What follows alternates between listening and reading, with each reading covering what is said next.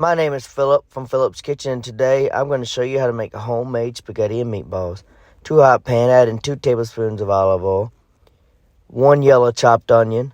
You want to saute that about 6 minutes. Now add in roughly 2 tablespoons of minced garlic. You want to saute that another minute. Now add in 2 pounds of ground meat. You want to brown your ground meat through. You see this grease right here? You want to drain that out. Once your grease is drained out, add in 2 tablespoons of tomato paste. You want to make sure your tomato paste fully covers your ground meat. Now go in with 1 28-ounce can of crushed tomatoes, 1 15-ounce can of tomato sauce, and 2 14-ounce cans of diced tomatoes with their juices. You want to stir that through. Now add in 1 bay leaf, a half a teaspoon of dried thyme, half a teaspoon of red pepper flakes, 1 tablespoon of dried oregano, and 1 tablespoon of sugar. You want to stir this and mix this till fully combined. Once it comes to a boil, you want to lower the heat and simmer it. You want to partially cover it and simmer it for 3 hours. You want to check on it every 30 minutes, make sure it's not sticking to the bottom. Now let's get started on some homemade meatballs. Take 3 slices of bread, remove the crust.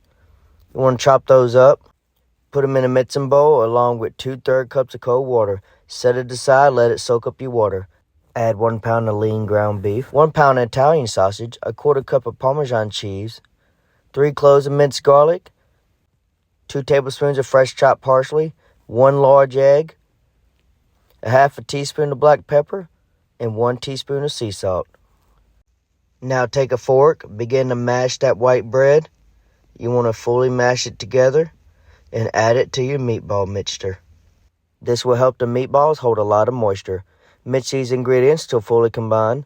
Once you get them fully mixed together, just begin to scoop some out into meatballs. They don't got to be perfect because you will roll them later. Once you get them all scooped out, you want to wet your hands. This will keep it from sticking to your hands. And begin to roll them together. Once you get all your meatballs rolled together, now it's time to cook them. To a cast iron skillet, add in some olive oil along with a few of your meatballs. You want to cook them just a little at a time.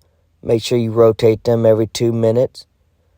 You want to brown them through. They should have an internal temperature of 160 degrees Fahrenheit.